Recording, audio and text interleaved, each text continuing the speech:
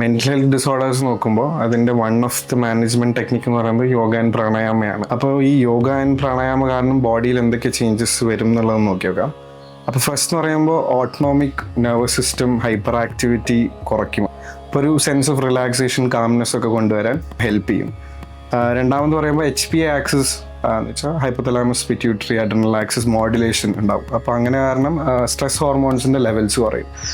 പിന്നീട് പറയുന്നത് നമുക്ക് ഗാമ അമൈനോ ബ്യൂട്ടാറിക് ആസിഡ് എന്ന് പറഞ്ഞൊരു ന്യൂറോ ട്രാൻസ്മിറ്റർ ഉണ്ട്. അതിൻ്റെ അളവ് കൂട്ടാൻ സഹായിക്കും. അപ്പോൾ അത് കാരണം സ്ലീപ്പ് ഇമ്പ്രൂവ് ആവാൻ സാധ്യതയുണ്ട്, ഒരു സെൻസ് ഓഫ് റിലാക്സേഷൻ കൊണ്ടുവരാൻ ചാൻസസ് ഉണ്ട്, ആങ്സൈറ്റി ലെവൽസ് കൺട്രോൾ ചെയ്യാൻ ഹെൽപ്പ് ചെയ്യും. അതേപോലെ it improves the levels of dopamine, serotonin etcetera.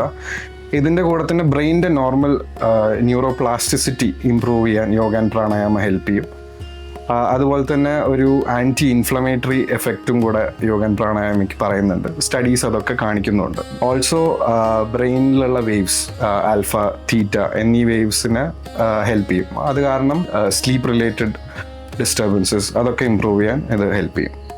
എല്ലാ യോഗാസനങ്ങളും അല്ലെങ്കിൽ എല്ലാ പ്രാണായാമ മെത്തേഡ്സും എല്ലാ മെൻ്റൽ ഹെൽത്ത് ഡിസോർഡേഴ്സിലും നമുക്ക് യൂസ് ചെയ്യാൻ പറ്റുന്നതല്ല. അപ്പോൾ ഏതാണോ ആ പേഷ്യൻറ്റിന് സ്യൂട്ടബിൾ ആയിട്ടുള്ളത് അത് പേഴ്സണലൈസ് ചെയ്തുകൊണ്ട് വേണം നമുക്ക് ട്രീറ്റ്മെൻറ്റ് പ്ലാൻ ചെയ്യാനും. അപ്പോൾ അതിൻ്റേതായിട്ടുള്ള കൺസേൺഡ് എക്സ്പേർട്സിൻ്റെ അടുത്ത് പോയിട്ട് വേണം ആ ഒരു ഹെൽപ്പ് നമുക്ക് സീക്ക് ചെയ്യാനും ഏതാണ് നമുക്ക് ഫോളോ ചെയ്യേണ്ടതെന്ന് നമുക്ക് ഡിസൈഡ് ചെയ്യണം.